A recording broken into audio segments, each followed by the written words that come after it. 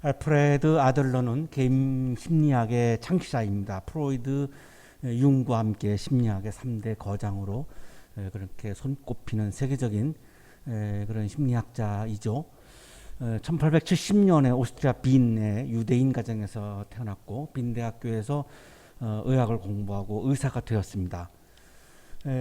프로이드의 제자죠. 제자인데 리비도만 가지고 너무 거기에 몰두한다라고 자기 스승을 비판하면서 그 프로이드 학파에서 나오죠. 나와서 개인 심리학을 연구를 했는데 가장 중요하게 다른 연구 주제가 열등감입니다. 오늘날 우리 청년들이 아파하고 있는 그런 주제일 것 같기도 한데요. 인간은 누구나 열등감을 가지고 있다라고 얘기합니다. 나만 그런 거 그게 아니고 모든 인간은 다 열등감을 가지고 있다고 그렇게 분석을 합니다. 그 열등감을 가지고 있기 때문에 한편 또 우월감으로 그거를 보상받으려고 하는 마음을 우리 모두가 가지고 있다는 주장을 합니다. 그래서 열등감과 우월감은 동전의 양면과 같다 이렇게 얘기를 하죠. 열등감이 있는 사람은 우월감도 가지게 된다라고 그렇게 이야기를 합니다. 아들러는 이 열등감을 너무나 자연스러운 것이고 이 열등감이 있기 때문에 발전을 향하는 에너지가 거기에서 나온다라고 그렇게 이야기를 하니까 열등감에 대해서 우리가 그렇게 심각하게 마음 아파할 이유는 없겠다 이렇게 그런 느낌이 드는데요. 인용하겠습니다. 그의 우월성 추구 노력은 사실 나약함에서 시작되었는데 이는 열등감에 시달리는 대부분의 사람들에게 흔한 일이다. 모두에게 있다는 거죠. 특히 우리 여기 연주하시는 분들은 세계적인 대가들을 이렇게 견주어 보면 열등감이 생길 수밖에 없죠. 파바로티하고 비교하면 서강시 엄청난 열등감을 가질 수밖에 없을 것이고, 그러나 또 나 같은 사람하고 견주면 굉장히 또 우월감을 가지게 될 것이고, 그렇기 때문에 너무나 그거는 자연스러운 거고 모든 인간에게는 다. 파바로티는 열등감이 없었을까요? 또 다른 부분에 있어서 살아가면서 또 있었을 거예요. 자기가 못하는 부분이 있기 때문에. 그래서 모든 사람이 이걸 가지고 있다라고 하는 걸 굉장히 강조를 합니다. 열등감이란 매우 정상적인 것이고 그 열등감을 보상하려고 노력하는 과정에서 발전이 이루어진다라고 그렇게 분석을 하고 있고요. 문제는 열등감은 문제가 아니고 문제는 열등감 컴플렉스다 이렇게 얘기합니다. 열등감이 너무 지나친 거. 그래서 파바로티하고 서강씨가 비교를 하면서 난 아무것도 아니네. 난 이거 그만둬야 돼. 난 이거 그만둬야 돼. 이런 게 이제 지나친 열등감이고 이제 이걸 열등감 컴플렉스라고 하거든요. 그러니까 열등감은 문제가 아닌데 지나친 열등감. 이 열등감 컴플렉스가 비정상적인 열등감이라고 그렇게 이야기합니다. 인용하겠습니다. 열등감과 우월감은 정상적인 감정으로 상호 보완적이다. 열등감과 우월감 뒤에 붙은 컴플렉스라는 단어는 열등감의 감정과 우월감의 추구가 과장된 상태임을 의미할 뿐이라는 점을 명심해야 한다. 내가 파바로티에 못 미치니까 나는 이거 성악을 그만둬야 돼. 이거 굉장히 지나친 거예요. 누가 봐도 지나친 거죠. 객관적이고 합리적이지 않죠. 이게 이제 열등감 컴플렉스다라고 이렇게 설명을 해주고 있습니다. 지나친 열등감, 지나친 우월감이 우리를 병적으로 만들게 되고 지나친 열등감과 지나친 우월감을 가지게 되면 자연스럽게 내 마음속에 두려움이 가득 차게 된다고 얘기합니다. 인용하겠습니다. 이때 우월감 컴플렉스는 열등감 컴플렉스를 겪는 사람이 어려움을 회피하는 수단으로 사용하는 방식 중 하나다. 열등감 컴플렉스를 가지게 되면은 동시에 우월감 컴플렉스를 가지게 된다는 거예요. 왜냐하면 그게 아니면은 열등감 컴플렉스를 해결할 방법이 없기 때문에. 그 지나친 우월감을 가지고 있는 분들이 계시죠. 그러니까 지금 상태가 우리가 누가 보더라도 만약에 B인데 본인은 굉장히 내가 특 A다라고 생각을 하면서 굉장히 자기를 과시하고 다니고 우리가 보는 거하고는 좀 다르게 너무나 자기 자신을 과대평가하고 하는 분들이 계시죠. 이게 바로 우월감 컴플렉스라고 얘기를 하는 겁니다. 히틀러가 바로 우월감 컴플렉스를 지녔던 사람이고 그래서 세계를 지배해야 된다고 생각했고 그 세계 전쟁을 일으켰던 거죠. 굉장히 두려움 속에서 나온 방식입니다. 그게 굉장히 이 두려움이 있다 보니까 세계를 내가 딱 지배해야 돼. 이게 이런 마음이 작동을 하는 거죠. 히브리인들은 이집트에서 430년 동안 노예로 살았죠. 그러면 열등감 컴플렉스를 집단적으로 가질 수밖에 없어요. 430년 동안 모든 국민이 노예로 살았는데, 다른 나라의 지배를 받으며 살았는데 어떻게 집단적 열등감 컴플렉스가 없을 수 있겠습니까? 그게 굉장히 가득 차 있는 거죠. 그리고 이제 출애굽해서 나왔죠. 그리고 이제 나라를 세웠어요. 왕조도 세우고 했잖아요. 근데 그 열등감 컴플렉스를 해결하는 방식이 뭐죠? 우월감 컴플렉스입니다. 이 우월감 컴플렉스를 딱 잡은 게 어디였냐면 시내산입니다. 이거는 이제 아들러의 설명은 아닙니다만 제가 아들러의 이야기를 들으면서 히브리인들을 분석을 해보니까 딱 그게 맞아요. 그래서 우리는 율법을 받은 민족이다. 세계에서 유일한 민족이다. 여기서 나오는 게 선민사상입니다. 그러니까 이 선민사상은 열등감 컴플렉스에서 나온 우월감 컴플렉스입니다. 진정한 선민사상은 우월감을 갖는 게 아니라 성서에 나와 있는 진정한 하나님이 말씀해 주신 이 선민사상이라고 하는 것은 하나님의 세계를 위해서 종이 되어서 세계를 섬기는 민족이다. 이게 하나님이 주신 선민의식입니다. 그런데 이거를 열등감 컴플렉스를 가지고 있는 상황에서 이거를 받다 보니까 이거를 우월감 컴플렉스가 돼버린 거죠. 그래서 우리가 세계에서 제일이야. 우리 히브리 민족이 아닌 사람들은 다 야만적이야. 이런 생각까지 이 사람들은 품었던 거죠. 이 선민사상 때문에 이스라엘은 무너졌다라고 아놀드 톰비라고 하는 영국의 역사학자는 그렇게까지 분석을 합니다. 굉장히 이것이 히브리인들에게는 이 선민사상이 히브리인들에게는 굉장한 고통을 주었다라고 그렇게 분석을 하죠. 왜 그럴까요? 선민사상이면 굉장히 좋을 거라고 생각을 드는데 이게 건강한 선민사상이 아니라 열등감 컴플렉스에서 나온 건강하지 않은 우월감 컴플렉스의 차원에서의 선민사상이었기 때문에 이 선민사상이 그들을 굉장히 고통 속으로 빠져들어가게 한 거죠. 인용하겠습니다. 우월성의 최고 목표는 신처럼 되는 것이다. 우월감 컴플렉스가 최고로 극치로 가게 되면 어디로 가느냐면 내가 신이 되려고 하는 마음을 갖게 됩니다. 내가 신이 되어야 다른 사람들을 다 지배할 수 있죠. 그러니까 히틀러도 신이 되려고 했던 거고요. 나폴레옹도 마찬가지고요. 다 지금 유발 하라리가 지적하는 것도 인류는 지금 과학혁명으로 신이 되려고 하는 바벨탑을 쌓고 있다라고 그렇게 지금 현재 인류를 그렇게 분석하고 있는데요. 이 우월감이 지나치면 나중에는 이게 내가 신이 되려고 하는 마음을 품게 된다라고 하는 거죠. 자, 히브리인들은 이러한 우월감 컴플렉스를 지니면서 하나님을 따르는 것이 아니라 자신이 하나님이 되려고 했죠. 이것이 왕조의 출현입니다. 하나님이 왕인데 왕을 만들었잖아요. 그건 뭐죠? 우리가 하나님 할래라고 하는 그런 의지의 표현이었던 거죠. 결국은 그래서 왕조가 등장하면서 남북으로 분열이 되고 결국은 나라를 잃어버리게 됐죠. 그 나라를 잃어버린 중요한 핵심을 이들은 나중에 역사가 다 지나간 다음에 우리가 신앙을 잃어버렸기 때문이다라고 그렇게 분석을 합니다. 제2성전의 시대에 들어가가지고 지혜문학을 기록을 하면서 우리가 나라를 잃어버린 가장 핵심의 원인은 우리가 하나님 신앙을 잃어버렸기 때문이다라고 그렇게 고백을 합니다. 하나님 신앙을 왜 잃어버렸을까요? 우월감 컴플렉스의 차원에서 자신들이 하나님이 되려고 했고 하나님을 바라보지 않았던 거죠. 하나님을 바라보지 못하니까 신앙은 잃어버릴 수밖에 없죠. 그래서 다시금 바벨론의 포로가 되어서 끌려가고 70년 동안 바벨론의 노예를 살게 됩니다. 자, 오늘의 성서 일과는 이사야 35장인데요. 신앙과 나라를 잃어버린 이러한 히브리인들을 구원하기 위해서 하나님께서 히브리인들에게 오시는 장면의 말씀입니다. 묵시의 말씀이어서 굉장히 성서학자들도 해석하기 어려워하고 힘들어하는 그런 성서에서 묵시 부분이 가장 해석하기 어렵습니다. 굉장히 상징적인 언어로 되어 있기 때문에 오늘의 본문도 굉장히 상징적인 언어들로 가득 차 있습니다.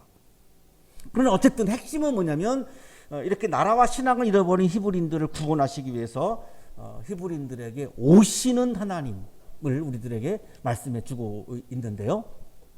구약 성서학자들은 이사야 1장부터 39장을 제1 이사야라고 부릅니다. 그 이유는 이 시대적인 배경이 주전 8세기 때이기 때문에 그래요. 근데 40장으로 넘어가면 배경이 바뀌어요. 주전 6세기로 바뀌어요. 그래서 여기를 55장까지를 제2 이사야라고 부르고요. 56장으로 가면은 또 바뀝니다. 주전 5세기로 상황이 바뀌어요. 그래서 이사야 56장, 66장을 제3 이사야라고 그렇게 구분해서 부르는데요. 오늘의 성서일과는 1 이사야의 마지막 부분이에요. 그러니까 1장부터 34장까지 계속해서 이사야라고 하는 예언자가 이스라엘에게 심판의 말씀을 전합니다. 이스라엘은 망한다고. 그러니까 사람들이 굉장히 이사야를 싫어했죠. 실제로 망하거든요. 바빌론에게 망하고 성전이 다 무너지거든요. 주전 586년에. 이스라엘이 922년에 주전 922년에 북왕국 남왕국으로 분열합니다. 솔로몬 때죠. 자, 이렇게 되니까 그때의 강대국은 아시리아예요. 그러니까 살아남기 위해서 이제 외교 정책을 펴게 되죠. 북왕국은 시리아와 손을 잡아요. 동맹이죠, 동맹. 시리아는 여러분 지도에 보시면은 북왕국 더 북쪽 동쪽에 이렇게 있고요. 그리고 남왕국은 이 북왕국 시리아 동맹국을 잡을까? 아시리아를 잡을까? 여기서 외교 정책을 가지고 나라에 분열이 생겨요. 싸움이 벌어져요. 어느 쪽을 선택할 것인가를 놓고. 그러니까 아시리아가 너무 두려운 거예요. 그래서 동맹국을 손잡을까? 아예 그냥 아시리아에게 그냥 지배를 받는 그냥 봉신국가라고 그러나요? 조공을 바치는 그냥 그런 노예 국가가 될까? 목숨을 건지기 위해서 이런 고민을 막 하다가 보니까 얼마나 그 마음속에 두려움이 가득 차겠습니까? 아시리아에 대한 두려움이 엄청나게 가득 차게 되는 거죠. 이때 이사야가 이렇게 설교하는 거죠. 아시리아를 의지해서도 안 되고 동맹국을 의지해서도 안 된다. 우리가 의지해야 하는 것은 오직 하나님이다. 이것이 1 이사야의 설교의 핵심입니다. 하나님을 의지하지 않고 하나님을 바라보지 않고 하나님을 붙잡지 아니하면 우리나라는 망한다라고 설교를 해요. 망한다. 그러니까 심판의 말씀이죠. 그러니까 사람들이 다 싫어할 수밖에 없는 거죠. 그러나 그것이 진실이기 때문에 그 말씀을 전하지 않을 수가 없었어요. 그래서 1장부터 34장까지 계속 심판을 설교한 거죠. 자, 그런데 35장에 와서 톤이 확 바뀌어요. 이 이사야로 넘어가기 직전이거든요. 이 톤이 바뀌는데 여기 오늘 성서일과 35장은 심판의 말씀이 아니고 위로하는 말씀을 전하기 시작해요. 이사야가. 그래서 오늘 성서 보면 이렇게 시작하죠. 두려워하는 사람을 격려하여라. 아시리아를 두려워하고 지금 막 바벨 떠오르고 있는 바벨론을 두려워하고 지금 우리나라가 살 수 있을까 없을까 막 생존할 수 있을까 없을까 이렇게 막 두려워하는 상황에서 이사야 예언자가 두려워하는 사람을 격려하여라라고 하는 하나님의 말씀을 받아가지고 이거를 전하는 장면이에요. 그게 오늘의 성서일과예요. 오늘날 우리가 전염병으로 굉장히 많은 두려움 속에서 살고 있죠. 우리들에게 오늘날 주시는 그런 말씀이기도 합니다. 이사야 34장 3절을 보면 정말 끔찍할 정도의 말씀을 전합니다. 죽은 자들이 내동댕이 쳐져서 그 시체에서는 악취가 솟아오르며 홍수처럼 흐르는 피에 산들이 무너져 내릴 것이다. 남한국이 이 정도로 망한다는 거예요. 왜? 하나님을 붙잡지 않고 외세를 붙잡았기 때문에 하나님은 심판할 수밖에 없고 하나님이 심판하면 어떤 모습이 되느냐? 죽은 자들이 내동댕이 쳐지고 시체에서 악취가 솟아나고 홍수처럼 막 피가 막 가득하고 산들이 다 무너지고 이런 정도의 심판을 받는다라고 34장 3절에서 설교를 한 거죠. 그런데 35장에 와서 이렇게 바뀔 수가 있을까요? 두려워하는 사람을 격려하여라. 이런 심판의 말씀을 들으면서 두려워하고 있는 남한국 사람들을 격려하라고 말씀합니다. 이사야가 선포하는 심판의 말씀이 듣기 좋은 말씀이 아니죠. 듣고 싶은 말씀도 아니죠.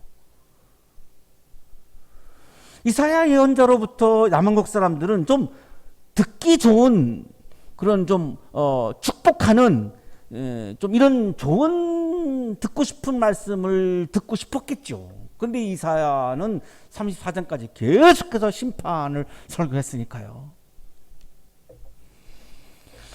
그런데 왜 두려워했을까요? 말씀을 들어보면 그게 듣고 싶지 않은 말씀인데 어쨌든 그 말씀에 힘이 있고 진정성이 있기 때문에 그 말씀을 들으면서 두려운 마음을 갖게 되는 거죠. 그런 상황에서 두려워하는 남한국 사람들에게 하나님께서 이사야 예언자에게 격려하라고 말씀을 해요. 위로하는 말씀이죠. 두려움에 떨고 있는 남한국 사람들을 향한 하나님의 마음이 어떤 마음인가요? 격려하시는 마음이죠. 자, 오늘날에도 우리가 코로나 때문에 두려워하는 분들도 있을 것이고요. 우리 여기 청년들은 진로 때문에 굉장히 초조하고 또한 두려운 마음을 가질 수도 있고요. 뭐 등등등 사람마다 또 다 여러 가지 상황이 있을 텐데요. 우리 모두는 다 그런 두려운 마음을 가질 때가 많죠. 자, 그때 하나님이 주시는 마음은 어떤 마음이냐? 격려하는 마음이라는 겁니다. 우리를 격려하신다는 거죠. 굳세어라 두려워하지 말아라 이렇게 말씀해요. 굳세어라 두려워하지 말아라. 마음을 굳게 해라. 코로나 앞에서 두려워하시는 분들에게 주시는 말씀이 마음을 굳게 먹어라. 진로 앞에서 두려워하겠는 우리 청년들에게 주시는 말씀이 마음을 굳게 먹어라. 1년 후에 2년 후에 3년 후에 내가 어떻게 될지 그걸 불안해하고 두려워하지 말고 그 시간에 내가 해야 하는 일에 오히려 더 집중해서 그거를 즐겨라. 3년 후에 4년 후에 내가 1년 후에 어떻게 될지 그걸 걱정하고 두려워하는 것이 아니라 그 시간에 지금 노래 한 번 더 부르고 트럼펫 한 곡을 더 연주하고 거기에 집중하라. 그게 굳센 마음이에요. 근데 굳센 마음을 먹지 못하면 자꾸 그런 걱정을 하고 불안한 마음을 먹다 보니까 내가 해야 하는 일에 집중을 못하죠. 그래서 이렇게 말씀하시는 거예요. 굳세어라 두려워하지 말아라.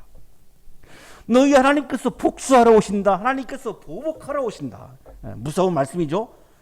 왜 이런 말씀을 할까요?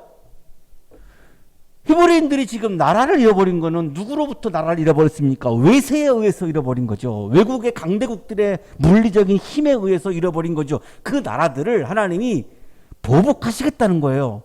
왜요?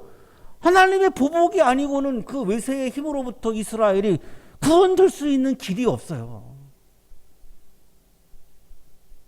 2차 세계대전 때 히틀러에 의해서 많은 사람들이 유태인 600명이 수용소에서 가스실에서 죽어나갔잖아요. 그때 그 어떤 마음을 품었을 것 같아요? 하나님의 보복이라고 하는 것 외에는 아무런 구원의 길이 없습니다. 내가 할 수 있는 게 아무것도 없기 때문에.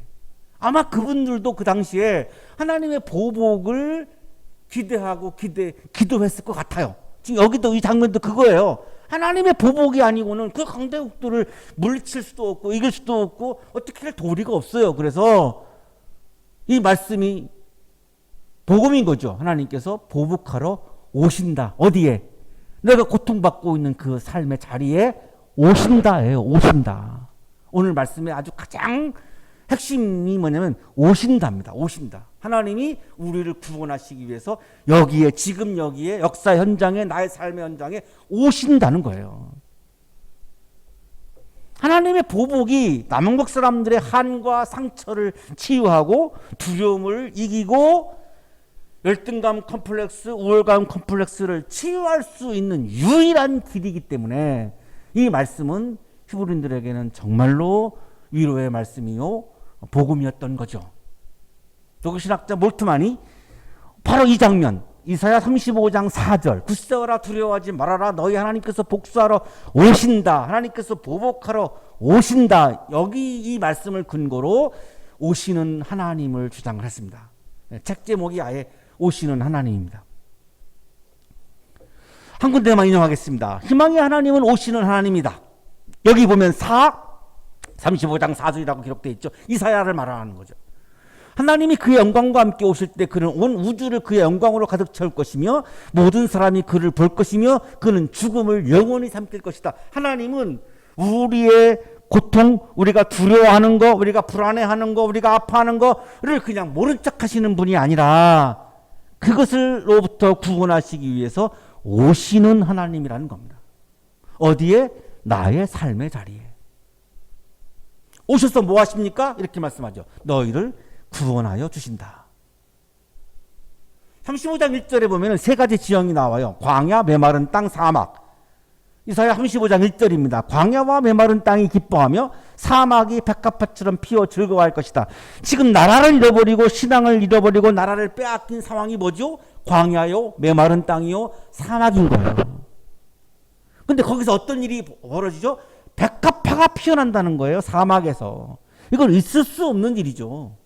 천지가 개벽하는 사건이죠. 그 천지가 개벽하는 사건이 어떻게 일어날 수가 있을까요? 하나님의 창조의 손길을 통해서 가능한 사건인 거죠. 이거를 구원이라고 지금 말씀하고 있는 거죠. 4절에서. 어떻게 사막에서 백합화가 피어납니까? 불가능합니다. 그래서 그게 바로 하나님의 구원 사건이라는 거예요. 그걸 누가 합니까? 하나님만이 하실 수 있는 거죠. 어떻게 합니까? 나의 삶의 자리에 찾아오셔서 하신다는 거죠. 남한국은 외국의 흠에 의해서 황량한 광야, 메마른 땅, 사막이 되고 말하는데 이제 하나님이 오셔서 창조적 손길로 백합화가 피어나는 구원의 사건을 창조하신다는 거죠. 그러면 사막 곳곳에 아름다운 향기가 나는 백합화들이 피어나서 우리를 기쁘고 행복하게 하신다는 거죠.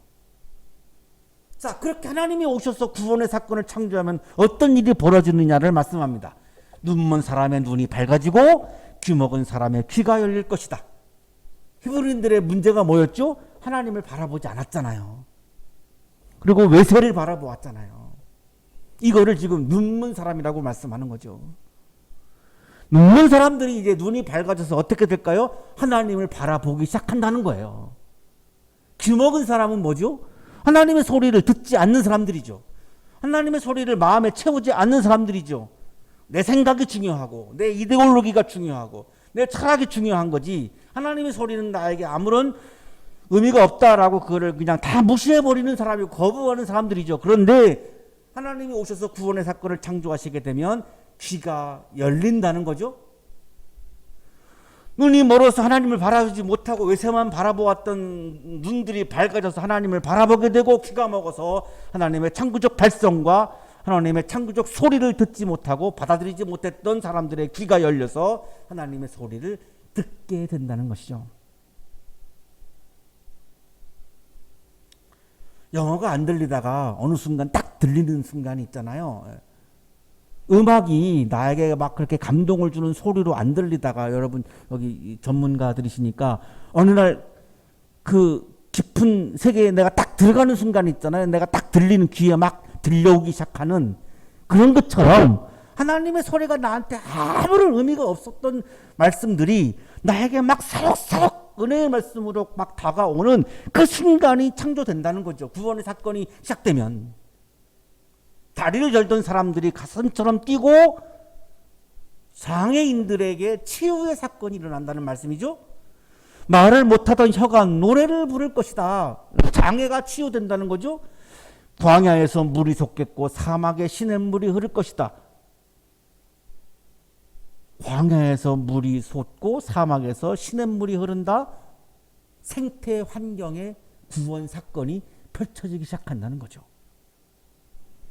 하나님이 오셔서 구원의 사건을 창조하실 때 다리를 저는 사람들이 사슴처럼 뛰게 되는 치유의 사건이 일어나고 황량한 광야와 사막에 물이 솟고 시냇물이 흐르는 생태 환경의 구원 사건이 창조된다는 거죠.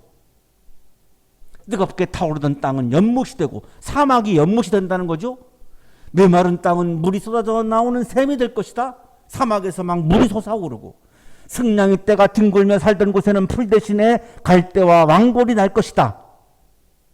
사막에 풀들이 무성하고 갈대밭이 무성하고 왕골의 풀이 무성해진다는 거죠. 우리 성서에는 핫지르 레카네 와곰에 이렇게 되어 있는데요. 이 풀 대신에 이러니까 풀은 빠지는 거로 우리가 이해할 수 있는데 원어 성서에는 그게 아니고 갈대와 왕골이 있는 풀들, 그러니까 갈대와 왕골과 들풀들이 가득한 그런 땅이 된다. 이렇게 사실은 그렇게 기록이 되어 있어요. 하나님께서 구원을 위해서 오십니다. 어디에? 지금 여기에. 역사 현장에, 나의 삶의 자리에. 구원의 사건을 하나님께 창조하실 때에 사막과 메마른 땅과 사막에 갈대와 왕골과 들풀들이 무성해지죠. 역사 현장에 오셔서 창조의 손길로 펼치시는 구원 사건은 하나님을 바라보고 하나님의 소리를 마음에 채우는 영적인 구원 사건을 의미합니다. 하나님의 구원 사건은 장애가 치유되는 몸의 구원도 포함합니다. 하나님의 구원 사건은 사막이 연못이 되는 생태계의 구원도 포함하고 있습니다. 어떤 분들은 구원 사건을 내가 죄로부터 구원되어지는 그 영역만 생각하시는 분들이 계시는데 이사야 35장에 보시면 하나님의 구원 사건은 굉장히 폭이 넓은 사건입니다. 죄로부터 구원되는 것은 영적인 차원이죠. 하나님을 바라보지 않다가 하나님을 바라보게 되는 그런 영적인 구원만 있는 것이 아니라 하나님의 구원은 내 몸이 치유되어지는 몸의 구원도 포함하고 있고 이 생태계가 구원되어지는 생태 환경의 구원까지도 포함하는 굉장히 폭넓은 우주적인 구원 사건이라고 이사야 35장은 우리에게 말씀해 주고 있어요. 구원에 대한 이해의 폭이 좀 우리 한국의 그리스도인들이 좀 넓어졌으면 좋겠다 이런 마음이 참 지난주 말씀 묵상하면서 굉장히 많이 들었고요. 기후변화 때문에 우리 인류가 지금 굉장한 위기를 맞이하고 있어요. 그런 면에서 볼 때 생태계의 구원까지 포함하고 있는 이 말씀은 정말로 우리들에게 위로가 되고 은혜가 되는 그런 복음이 아닌가라고 하는 그런 묵상도 지난주에 했습니다. 열등감, 우월감, 불안감, 두려움으로 우리 힘들어하는 분이 계시다면 하나님을 바라보시고 하나님의 소리를 다시금 들으시고 몸의 구원과 또 생태계의 구원까지도 영적인 구원을 또한 경험하는 여러분의 삶이 되시기를 주님의 이름으로 축복합니다. 기도드리겠습니다.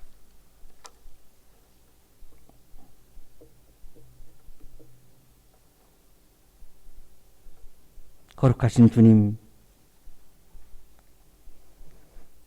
나의 욕망을 바라보느라고 하나님을 바라보지 못할 때가 많이 있었음을 고백합니다. 내 마음에 나의 소리로 가득 채워져 있어서 하나님의 소리를 듣지 못할 때가 많이 있었음을 고백합니다.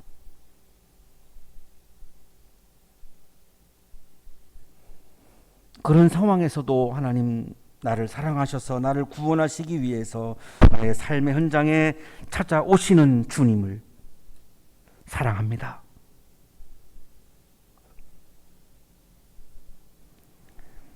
나를 구원하시기 위해서 나의 영적인 구원과 몸의 구원과 생태계의 구원을 위해서 나를 찾아오시는 주님께 다시 감사의 마음을 회복하고 하루하루를 그 구원의 기쁨으로 세상의 아픔을 이겨내며 살아갈 수 있도록 은혜 내려 주시옵소서. 예수 그리스도 이름으로 기도하옵나이다.